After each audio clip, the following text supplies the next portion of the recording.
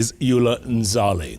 Now, listen to this. In a bizarre twist to the shock discovery of mass graves in Shakahola, the government today blocked the media from the scene and announced contradicting figures on the ongoing exhumation of bodies. Now, the government says 5 bodies were exhumed today, but graveside sources indicate that 8 bodies, all children, were exhumed. The conflicting figures, which would take the death toll to 95 on the government count and 98 by the count of reliable grave sources. Now, the government says the ban was also imposed on human rights personnel who were denied access after Interior Cabinet Secretary Professor Kithure Kindiki declared the area a scene of crime and imposed a dusk-to-dawn curfew.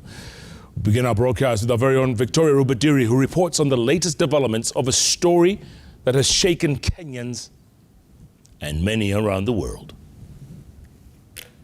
As the horrifying exercise of digging up mass graves entered the 6th day, the government imposed a surprise ban on access to Shakahola for the media and human rights groups. Then followed the announcement on exhumation of bodies, with the government stating 5 bodies were retrieved from the mass graves. We've had 5 exhumations, which brings the total number of those who have lost their lives to 95. But the government figures were contradicted by graveside sources that put the body count at 8. The sources indicated that all 8 bodies exhumed today were children.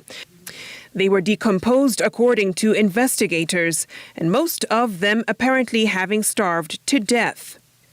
The site of those graves close to where Pastor Paul Mackenzie lived.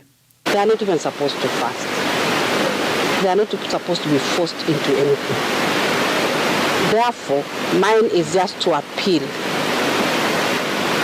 to everyone that when you have a child around you, know that that child has a right and has a ministry. The death toll, according to government, has hit 95, but the exhumation team's numbers have it at 98.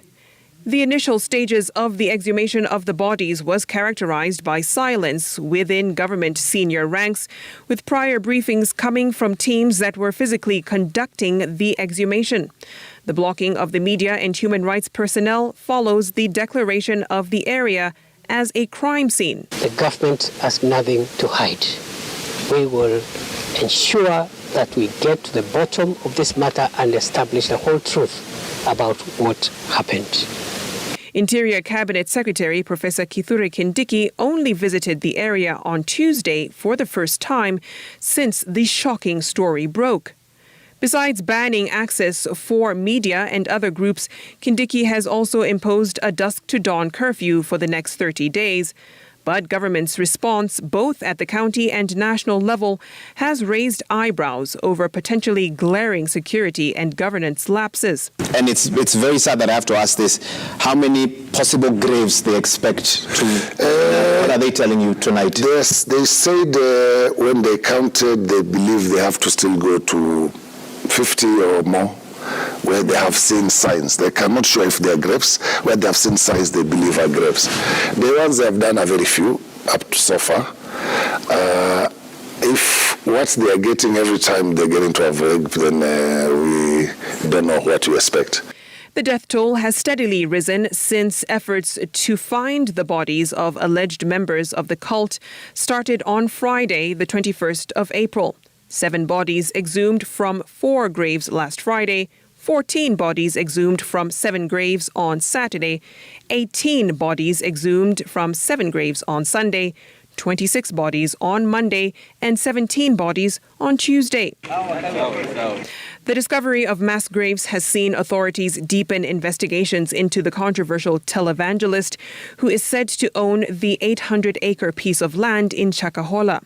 The Director of Public Prosecutions, Nurdin Haji, obtaining the court orders on Wednesday to search and seize all property belonging to Mackenzie. The search order issued by the Malindi Law Courts directed that the warrants are valid for a period of 10 days, beginning Wednesday on the 26th of April. You can see the grave. The Kenya National Commission on Human Rights is calling for strengthening of security agencies, more interagency coordination, and more community engagement in the wake of the horrors of Shakahola. Victoria Rubadiri, Citizen TV. All right, Vicky, thanks so much for that. At the same time, over 300